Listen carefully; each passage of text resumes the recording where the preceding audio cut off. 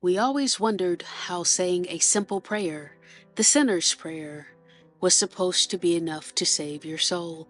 But through observing how spellwork actually operates, we now see what's really going on.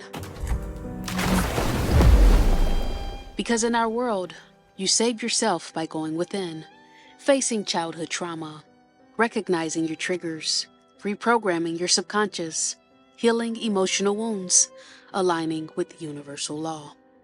You do the inner work to remember who you truly are, so you can recognize false light, not just in the physical world, but across realms. Because if you can't see through illusion here, you won't see through it there. And that's how you loop into another karmic cycle, another lifetime of forgetting. Knowing thyself is the only way out. That's real salvation. When you call an emotionally vulnerable soul to the altar, someone who fears eternal damnation, you bypass critical thinking and open them up to spiritual suggestion.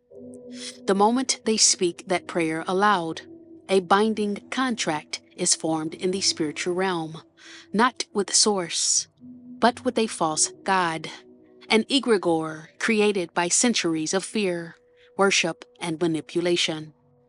What happens energetically when someone gets saved? Free will is handed to a system disguised as God. Personal power is outsourced to a deity shaped by doctrine.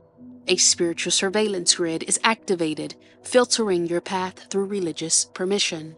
And maybe most damaging, the person's frequency drops because they've now accepted shame as their origin story. I was born broken. I need saving. That is not the truth of your soul, but now it's your energetic identity. How the sinner's prayer anchors timelines of guilt and limitation. Let's be blunt.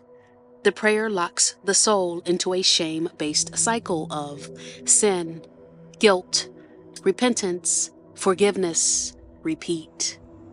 This is spiritual codependency, not liberation. It keeps you looping around your unworthiness, dependent on someone else's death for your value, afraid to question because doubt equals rebellion equals punishment, trapped at the foot of the cross instead of embodying the Christ within. It teaches you to worship Jesus instead of becoming Christ conscious. Is this always negative? No. Some find structure, emotional safety, or purpose. But if they stay there, they get trapped in the box they were handed, never activating the divine within. That's the danger. Religion didn't save you. Fear made you submit. The soul is never truly saved until it chooses to go inward, break the contract, and remember its sovereignty.